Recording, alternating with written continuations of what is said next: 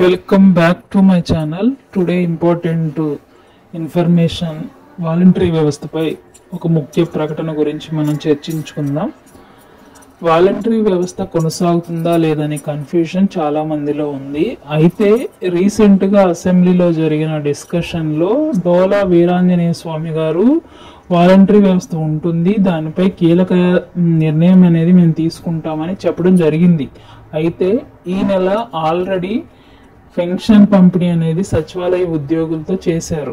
అది సజావుగా సాగింది కాబట్టి నెక్స్ట్ మంత్ ఆగస్ట్ నెలలో కూడా వారితోనే పింఛన్ల పంపిణీ కొనసాగించాలని చూస్తున్నారు. అయితే ఏదైనా అదనపు బాధ్యతల్ని వాలంటరీ వ్యవస్థకు అప్పచెప్పే విధంగా సమీక్ష జరుగుతున్నట్లుగా సమాచారం. అయితే వాలంటరీ వ్యవస్థ విషయంలో చాలా మంది చాలా విషయాలు చెప్తూ వాలంటరీగా ఉన్నవారు వాళ్ళ యొక్క సైకాలజీతో కూడా చాలా మంది ఆడుకుంటున్నారు ఫేక్ న్యూస్లు చెప్పి. కాబట్టి అలా కాకుండా ప్రభుత్వం తీసుకునే నిర్ణయాలకు వారి ఆలోచనలకు మనం కొంత సమయం వేచి ఉండాల్సిందే. ఆల్రెడీ ఒక నెల జీతం అనేది పని చేయకుండానే ఇచ్చినట్లుగా సమాచారం.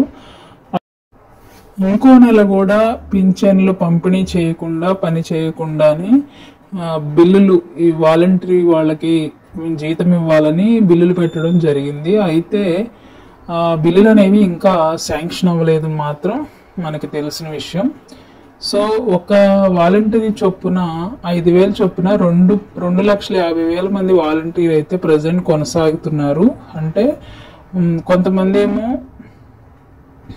రాజీనామా చేశారు. రాజీనామా చేయని వారు 2,50,000లో వాళ్ళకి మనం ఒక్కొక్క చొప్పున 5,000 వేసుకున్న 50 కోట్లు అనేది ప్రభుత్వం చెల్లించాల్సిన పరిస్థితి. ఒకసారి ఆలోచించండి, విధి విధానాల్లో లేకుండానే పని చేయకుండానే ప్రభుత్వం నుంచి 50 కోట్లు ఖర్చు పెట్టాలంటే ఆల్రెడీ మన ప్రభుత్వం అప్పుల్లో ఉంది.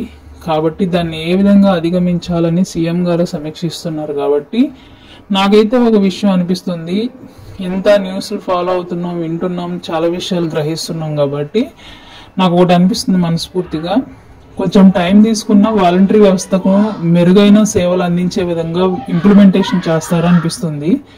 సో ఆ రోజు కోసం ఎదురు చూస్తున్న వాలంటీరు ఎవరు కూడా రాజీనామా చేయొద్దు, గివ్ అప్ చేయొద్దు, వేచి ఉండండి.